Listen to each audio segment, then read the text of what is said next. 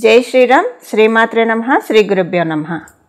2025 సంవత్సరం మార్చి నెలాఖరున శనైశ్వరుడు కుంభరాశిలో ఇన్నాళ్ళు సంచారం సాగిస్తూ ఉన్నాడు. కుంభరాశిలో సంచారం సాగిస్తున్న శనైశ్వరుడు మీనరాశిలోకి మార్చి నెలాఖరులో వెళ్తాడు. అంటే 30వ తారీఖు ఆయన వెళ్తారు.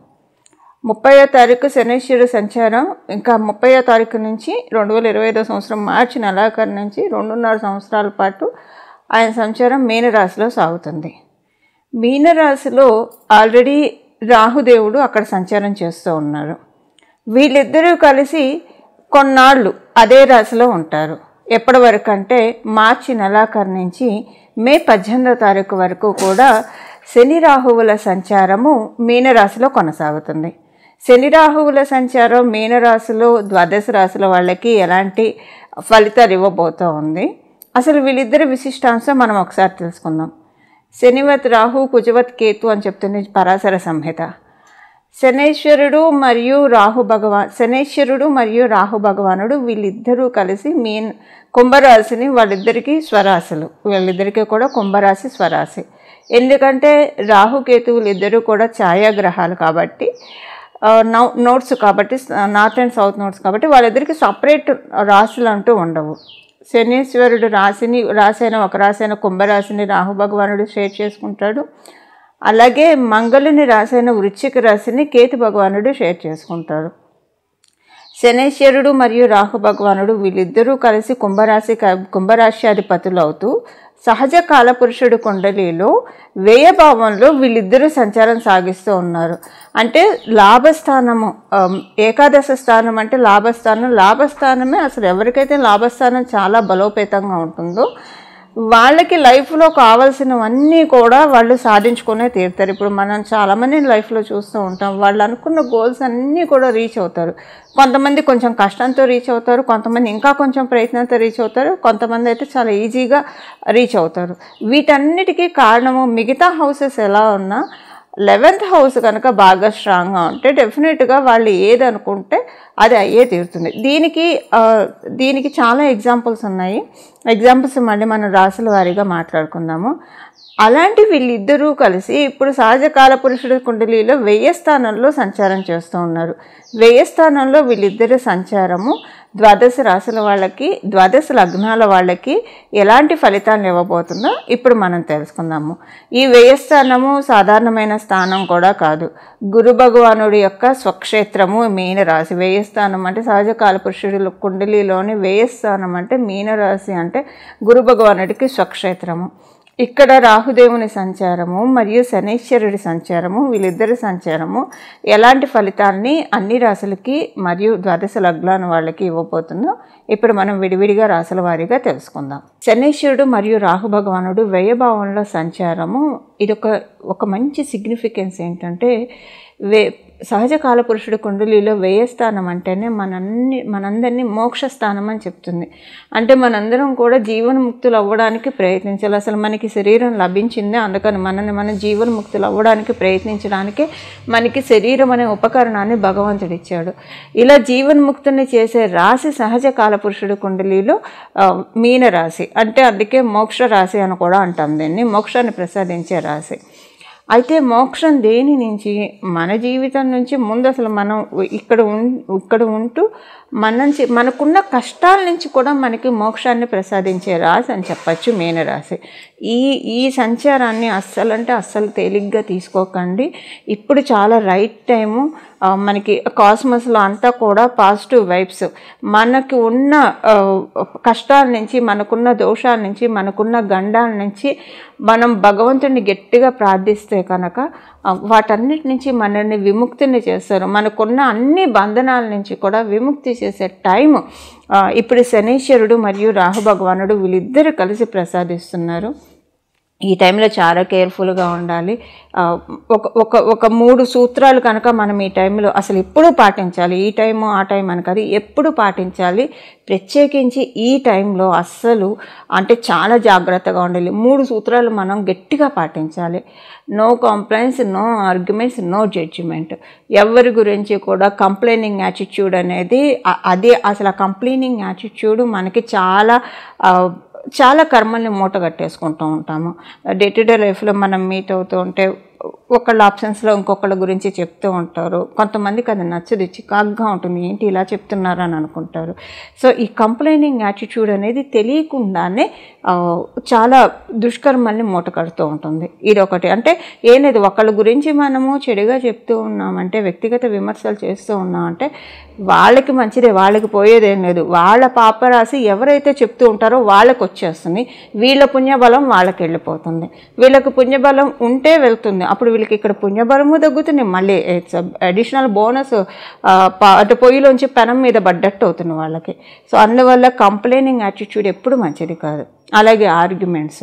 ఇప్పుడు ఆర్గ్యుమెంట్స్ ఎప్పుడు ఇంటెలెక్చువల్ ఆర్గ్యుమెంట్స్ ఉంటే చాలా మంచిది. ఒక సబ్జెక్ట్ పరంగా ఆర్గ్యుమెంట్స్, అది ఒక రకంగా చెప్పాలంటే ఇద్దరిలో జ్ఞాన తృష్ణని పెంచుతుంది. ఒకళ్ళకి తెలియని విషయాలు ఒకళ్ళు తెలుసుకుంటారు, అక్కడ జ్ఞానం పెరుగుతుంది. అలా కాకుండా లౌకిక విషయాల్లో ఆర్గ్యుమెంట్స్ చేసుకోవడం అంటే అంత టైం వేస్ట్ ఇంకొకటి ఉండదు. అందువల్ల నో ఆర్గ్యుమెంట్స్, నో జడ్జిమెంట్. వాళ్ళిలా వీళ్ళలా, వాళ్ళింతే వీళ్ళంతే, వీటన్నిటి నుంచి మనల్ని మనం బయట పడేసుకుంటే కనుక ఎప్పుడు కూడా మన లైఫ్ చాలా బాగా ఉంటుంది, చాలా స్మూత్గా ఉంటుంది.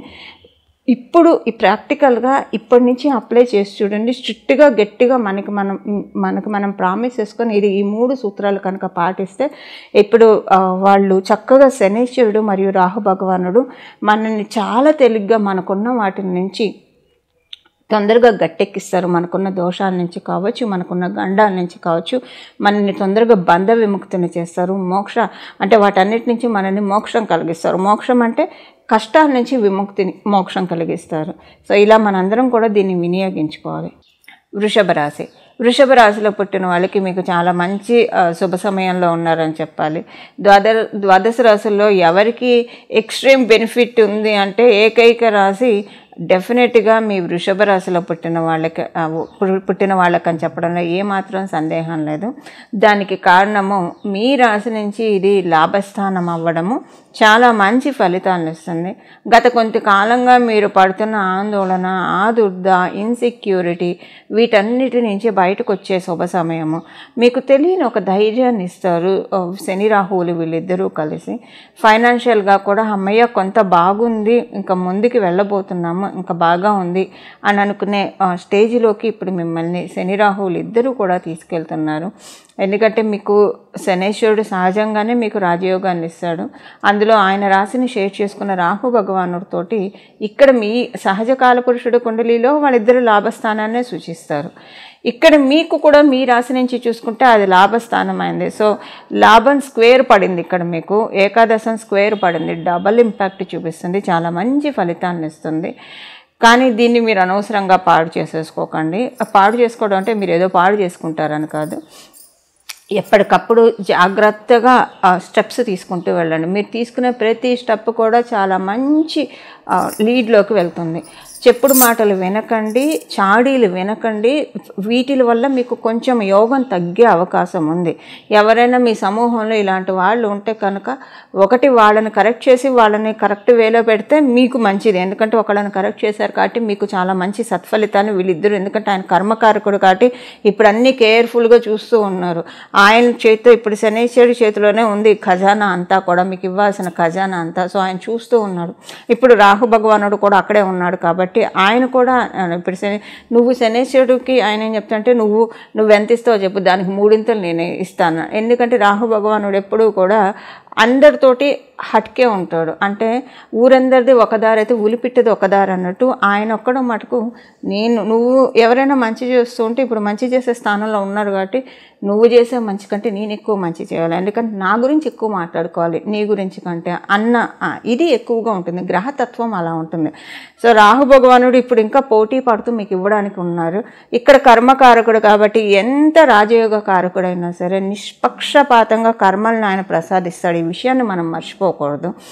అందువల్ల మీరు ఏంటంటే చాలా జాగ్రత్తగా ఉండాలి. ఇదే మీరు ఎవరితో అందులో అది ద్వితీయ స్థానమైంది. మీ వృషభ రాశి అంటే సహజకాల పురుషుడు కుండలిలో ద్వితీయ స్థానం అవడం వల్ల మీరు ఎవరి గురించి కూడా గాసిప్స్ వీటిలో ఇన్వాల్వ్ అవ్వకండి.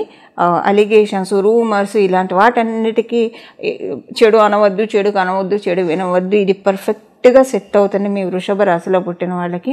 యోగాన్ని క్యాప్చర్ చేసుకోవడానికి ఒకవేళ మీ చుట్టూ ఉన్న ఒకవేళ మీకు తెలియకుండా మీరు మాట్లాడితే మీకు వచ్చే దోషం అయితే ఉండదు. ఎందుకంటే శనీశ్వరుడు దోషాన్ని అయితే మీకు పనిష్మెంట్ అయితే ఇవ్వడు, కాకపోతే యోగాన్ని తగ్గించేస్తాడు, మీకు ఇవ్వాల్సిన తగ్గించిస్తాడు. ఇదొక్కటి మీరు జాగ్రత్తగా గుర్తుపెట్టుకోండి, జాగ్రత్తగా చూసుకోండి, హ్యాండిల్ చేసుకోండి. ఇప్పుడు పరీక్ష కోసమైనా మీ చుట్టూ ఉండేవాళ్ళు అలానే వస్తారు, వాళ్ళ గురించి చెప్పడం వీళ్ళ గురించి చెప్పడం. వాళ్ళు టైం వేస్ట్ చేసుకుంటారు, మీ టైం వేస్ట్ చేస్తారు, వాళ్ళ సోలు వాళ్ళు పాడు చేసుకుంటారు, వచ్చి మీ సోలు తగుదనమ్మంటూ మీ సోల్ని పాడు చేయడానికి సిద్ధం అవుతారు. కేర్ఫుల్గా ఉండండి, చాలా జాగ్రత్తగా ఉండండి. సోషల్ మీడియాలో కావచ్చు, లేదా మీకు వ్యక్తిగతంగా ఎవరైనా మాట్లాడేటప్పుడు కావచ్చు, వాట్సాప్లో కావచ్చు, ఎలాగైనా సరే కమ్యూనికేషన్స్లో మీరు చాలా జాగ్రత్తగా ఉండండి. ఏవంటే అవి వినడానికి కావచ్చు, చూడడానికి కావచ్చు, మాట్లాడడానికి కావచ్చు దూరంగా ఉండండి. అన్నీ మంచివే మాట్లాడాలి, మంచివే వినాలి, మంచిగా చూడాలి. ఇదొక్కటి మీరు ప్రిన్సిపల్గా పెట్టుకుంటే చూడండి. శని రాహువుల యొక్క సంచారం శనేశ్వరుడు ఇంకా 2.5 సంవత్సరాలు మీకు అద్భుతమైన యోగాన్ని వృషభ రాశిలో వృషభ లగ్నంలో పుట్టిన ప్రతి ఒక్కళ్ళకి కలిగిస్తారు. దీన్ని మీరు చాలా చక్కగా యూటిలైజ్ చేసుకుంటారని చెప్పి నేను కూడా మనస్ఫూర్తిగా భగవంతుని ప్రార్థిస్తున్నాను, యూటిలైజ్ చేసుకోవాలని చెప్పి. శని మరియు రాహు యొక్క సంచారము మీనరాశిలో ఫలితాలు ఇప్పుడు మనం తెలుసుకున్నాం కదా. దీనికి చేసుకోవాల్సిన పరిహారము, ఏ పరిహారం చేసుకుంటే వీళ్ళిద్దరి సంచారము కొంతకాలం అయినా సరే మంచి ఇంపాక్ట్స్ ఇవ్వడానికి, అలాగే నెగిటివ్ ఇంపాక్ట్స్ నుంచి మనల్ని మనం రక్షించుకోవడానికి ఎలాంటి స్తోత్ర పారాయణాలు చేయాలో మనం ఇప్పుడు చూద్దాము. హయగ్రీవ స్వామి వారి ఆరాధన చాలా చక్కగా ఉపకరిస్తుంది. హయగ్రీవ స్వామి వారు జ్ఞానప్రదాత, జ్ఞానానందమయం దేవం నిర్మలం స్ఫటికాకృతిం ఆధారం సర్వ విజ్ఞానం హయగ్రీవ ఉపాస్మహి అని చెప్పి మనం శ్లోకం స్వామివారికి సంబంధించింది చెప్పుకుంటూ ఉంటాము.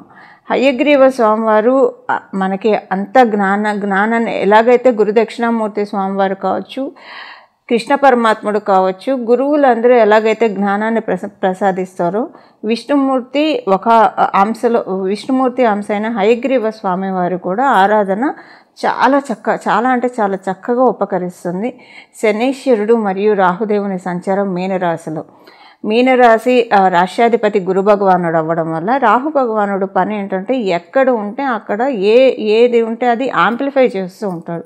అంటే ఒక భూతద్దం అని అనుకోండి, రాహుదేవుణ్ణి మనం స్పెసిఫై చేయాలంటే, వస్తువులలో మనం స్పెసిఫై చేయాలంటే అందరికీ అర్థమయ్యేది చెప్పాలంటే ఒక భూతద్దంలో మనము ఇలా ఒక పేపర్లో కానీ ఎందులో అయినా పెట్టి చూస్తే ఎంత చిన్న అక్షరాలైనా సరే చాలా పెద్దవిగా కనిపిస్తాయి.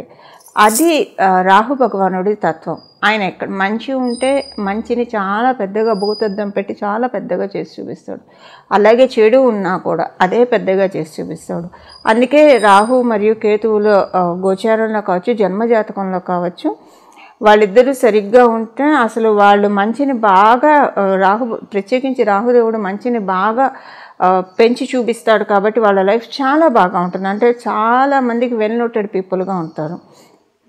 అలా ఒకవేళ చెడు ఉన్నా సరే వాళ్ళు విపరీతమైన హ్యామరింగ్స్, అసలు విపరీతమైన కష్టాలు, ఒకటి దాటితే ఒకటి గంటి జీవితం. అంటే గండాన్ని దాటడానికే పుట్టామా, ఇదైపోతే అది, అదైపోతే అది, ఒక్కొక్కసారి అయితే అన్నీ చుట్టూ ముగిపోతూ ఉంటాయి. అంటే ఎలాంటి ఎక్స్ట్రీమ్ రిజల్ట్స్, అది గుడ్ ఆర్ బ్యాడ్ ఏదైనా సరే ఇవ్వడానికి సర్వసమర్థుడు రాహుదేవుడు. ఆయన శనేశ్వరుడితో కలిసి మీనరాశిలో సంచారము. ఇప్పుడు హయగ్రీవ స్వామి వారి స్తోత్రము ప్రతిరోజు 3 సార్లు ఎవరైతే చక్కగా చదువుకుంటారో, కానీ చాలా అంటే చాలా ఫోకస్డ్గా కాన్సన్ట్రేటెడ్గా చదువుకోవాలి. మనసు ఒక చోట, కళ్ళు చూస్తూ ఉండడం లేదా నోటితో చదువుకుంటూ ఉండడం ఇలా కాకుండా మనసు, బుద్ధి, శరీరం అన్నీ ఒకటే చోట పెట్టి స్వామివారి స్తోత్రం ఎవరైతే ప్రతిరోజు 3 సార్లు చదువుకుంటారో, లేదా చదువుకోవడం రాని వాళ్ళు, అంటే తెలుగులో స్తోత్రాలు చదవడం రాని వాళ్ళు కనీసం వినడమైనా సరే చేస్తే, 3 సార్లు వినడమైనా చేస్తే, వినడం కూడా ఇంత సేమ్ చాలా ఫోకస్డ్గా డెడికేటెడ్గా వింటే కనుక, ఇప్పుడు శనీశ్వరుడు కర్మకారకుడు అని మనందరికీ తెలుసు. వ్యయ భావం అంటేనే అన్నిటినీ ఖర్చు చేయడం. వ్యయం అంటే మనకు తెలుసు కదా, అన్నిటినీ ఖర్చు చేయడం. అందులో రాహు భగవానుడితో కూడి ఇక్కడ ఉండడం వల్ల ఇది మనందరికీ ఒక స్పెషల్ ఆపర్చునిటీ. వీళ్ళిద్దరూ కలిసి ఏకకాలంలో మన పాపరాశిని దగ్ధం చేస్తూ ఉన్నారు. ఈ పాపరాశిని అంటే జన్మల నుంచి క్యారీ చేసుకుంటూ వచ్చింది కావచ్చు. ఈ జన్మలో మనం తెలిసి చేసిన తప్పులు, తెలియక చేసిన తప్పులు, వీటన్నిటి నుంచి మనకి ముక్తిని ప్రసాదించబోతున్నారు. ఇక మీదట మనని మనం కరెక్ట్ చేసుకుంటూ ఇంకా మంచి మార్గంలోకి వెళ్ళి మన జీవితంలో గ్రోత్, ప్రోగ్రెస్, ఎప్పుడైనా సరే మనం కష్టపడుతున్నామంటే మన పాపకర్మ కరిగిపోతున్నట్లు, సుఖపడుతున్నా అంటే మన పుణ్యకర్మ కరిగిపోతున్నట్లు. ఎప్పుడైతే ఆ రెండు బ్యాలెన్స్డ్ మోడ్కి వెళ్తాయో అప్పుడు వాళ్ళు రమణ మహర్షి అవుతారు, ఇలాగ మనకి రామకృష్ణ పరమహంస అవుతారు, ఇలా అవుతారు.